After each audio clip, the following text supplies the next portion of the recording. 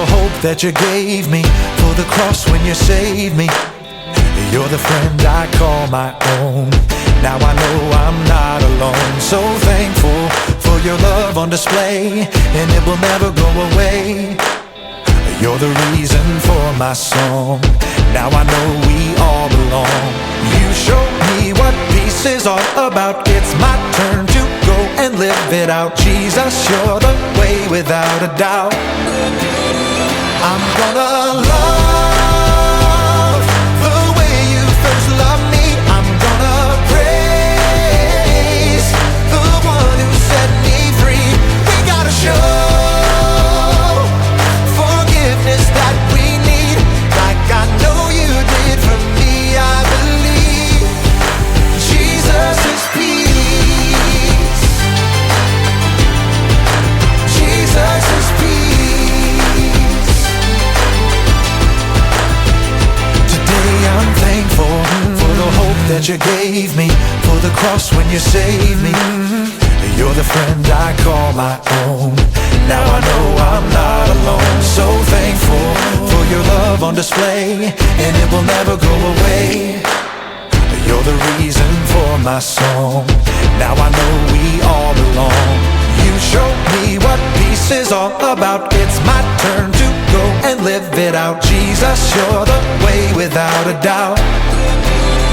I'm gonna love the way you first loved me. I'm gonna praise the one who set me free. We gotta show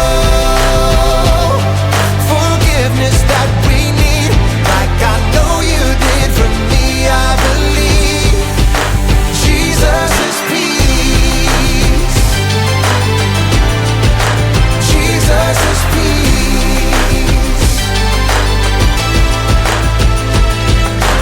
You show me what peace is all about. It's my turn to go and live it out. Jesus, you're the way without a doubt. I'm gonna love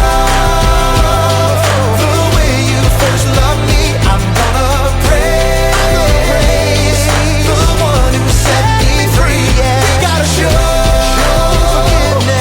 forgiveness that we need, like I know you did for me. I believe Jesus is peace.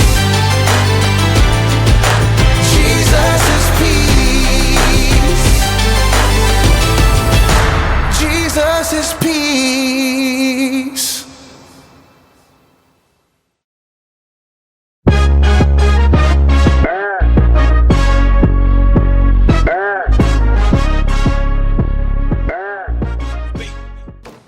Oh, boom! That's what I'm talking about. Hey! Oh, almost. Up top. Down low. Woo! Next time. High five, squirrel. And you too. And you too. And you too. One day. Maybe. So why are you giving everything 5? Oh, I'm giving out palms. You know, for Palm Sunday. John, no. It's the wrong palm.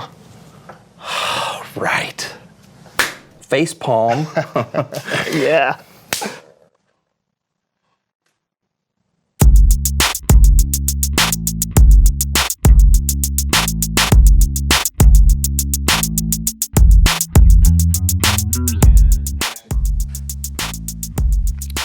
Hello, everyone. I'm Brandon.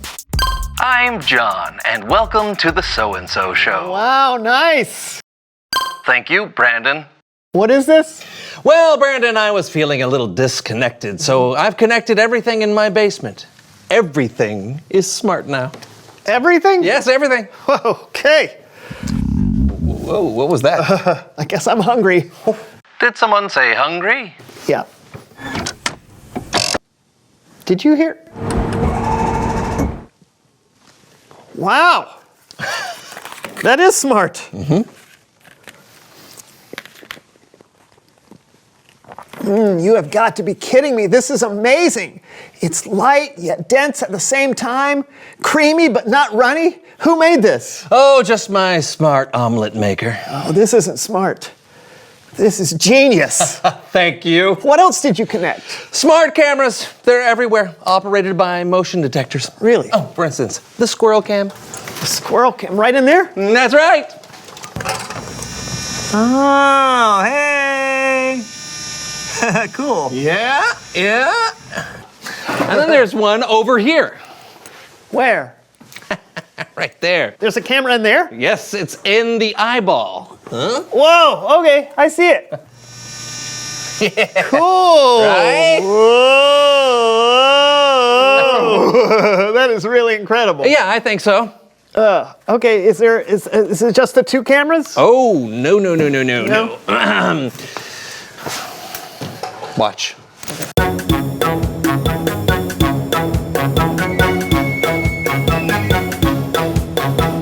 Whoa, impressive. And also creepy. Thank you, but that's not the best part. I still wasn't feeling connected, so I created an AI version of me that can go places where I can't be or don't want to be. Here, I call it Smart John.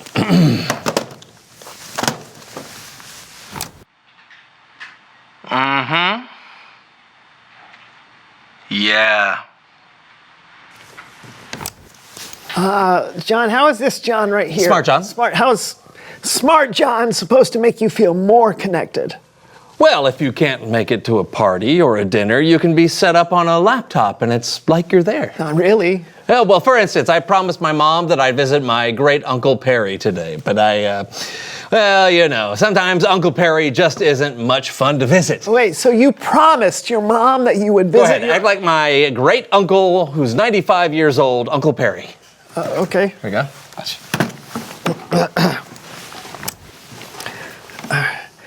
John, is that you? Hey, I saw a cat the other day through my window, and it made me think of a rutabaga. Ah. Do you know that me and your Aunt Mildred used to use rutabagas for our pies? We had a pie yesterday, but it kind of tasted like cake. And someone told me that it was cake, and I said, I know rutabaga pie when I taste it. Right. Did you know me and your Aunt Mildred used to grow rutabagas to make our pies? Okay, I mean, that does work. But I'm not sure if it's going to make you feel more connected. And are you really keeping your promise? Of course I am. Great Uncle Perry thinks I'm there right now. Okay, but what if something happens? Smart John has been disconnected. Wait, what? Reconnect, Smart John? Connection lost. Oh, no. Oh, I have to visit my Uncle Perry. Okay. Oh.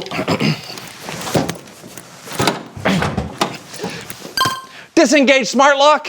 Override of smart lock must be done from app on new phone. Oh! We locked in? Yes, I told the smart lock to lock us in for 2 hours so I could focus and not eat all the cheese doodles. What are you doing? I'm looking for my new smartphone. Can you call me? Can I call you? Sure. yeah. Okay. Hello? Hello? What is happening? Hello? I connected my smart basement to my telephone so it'll ring everything so I don't miss another call. Hello? Problem is I don't know what my new phone is. Oh. Hello? I'm not a smartphone. I'm sorry. Hello? It's Bible story time with Kellen. Hello?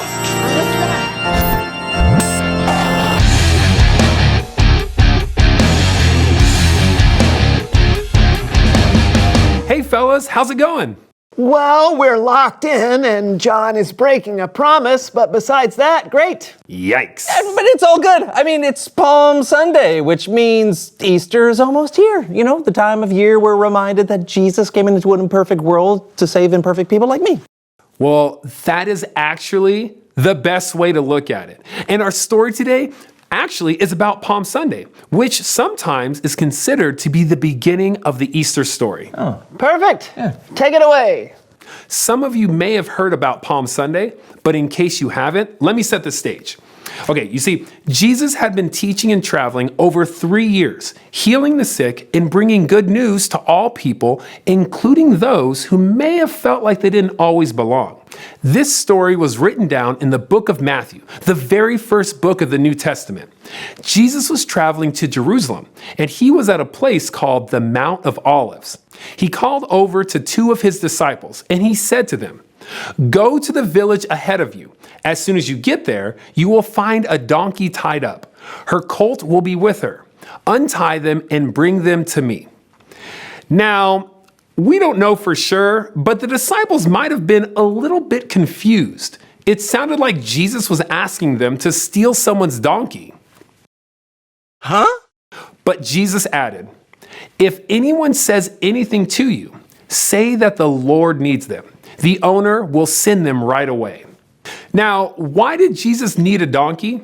Well, a prophet named Zechariah predicted Jesus would need a donkey hundreds of years before. You see, through the prophets, God had promised to send a king to the world, a Messiah or Savior. Zechariah told about part of God's promise when he wrote, "Say to the city of Zion, see, your king comes to you. He is gentle and riding on a donkey. He is riding on a donkey's colt." Some of you might be thinking, shouldn't the king be riding on something sort of extra fancy? Well, God doesn't always do the things we expect. God wanted to remind us that the promised king would be different. He would be humble and come to serve.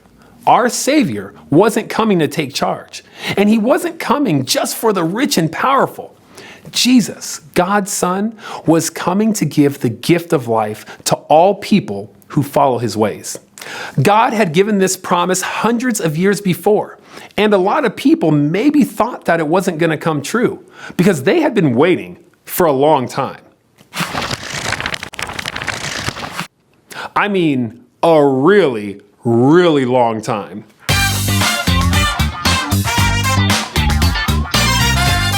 But the waiting was finally over. Jesus, their long-awaited Savior, was here.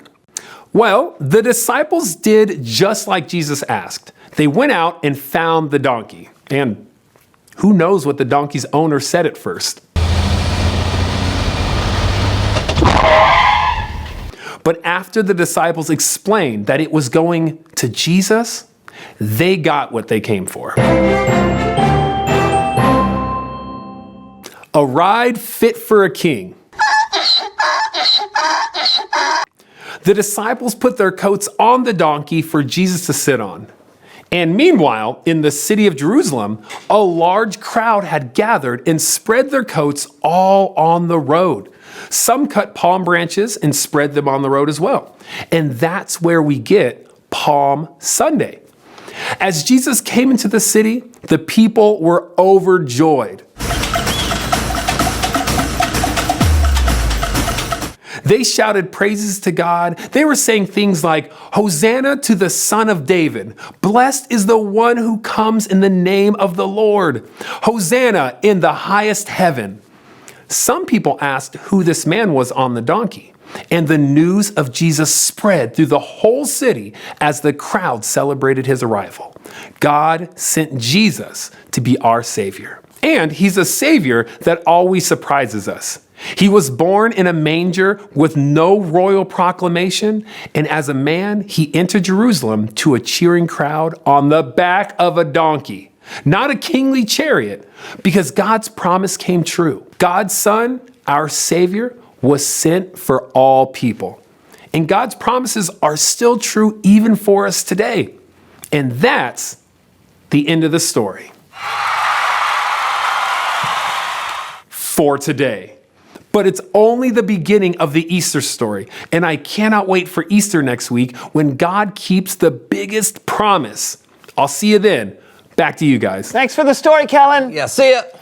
It's so wild that God promised a Savior, and then he came hundreds of years later. Yes, because no matter what, God keeps promises. And Jesus was God's greatest promise. I've got a question about that. Oh, well then reveal the question. Why are promises important? Oh, well, promises are a great way to show your commitment to people. Mm-hmm. And when you make a promise and then keep it, people know that you care. Mm-hmm. Yeah, people like my great Uncle Perry, I should keep that promise. Yeah, God's promises are important most of all because they show us how much God loves us. God promised to send a Savior, and God's promise came true with Jesus. Yes, and that's amazing. It is amazing. Hey, thank you for joining us today. I'm Brandon. I'm John. And this was the So-and-So Show. We'll see you next week for our Easter show. Bye. Bye. You gonna go visit your Uncle Perry now? Well, how can I? We're still locked in. All right. Wait. Disengage smart lock. Smart lock disengage. We're free! Okay, you want to come visit my great Uncle Perry with me? I'd love to. You think he'll have rutabaga pie? It's cake. Are you sure? Yeah. All right. I like rutabaga cake. Well, why does everything have to be Wi-Fi? Why can't it just be I'm absolutely certain Fi? I'm done with questions. Wi-Fi? I don't know, it's just Fi. You just gotta settle on it, son. You gotta settle on things, grandson. If you don't make up your mind, you're never going any places, like Topeka. Gotta go.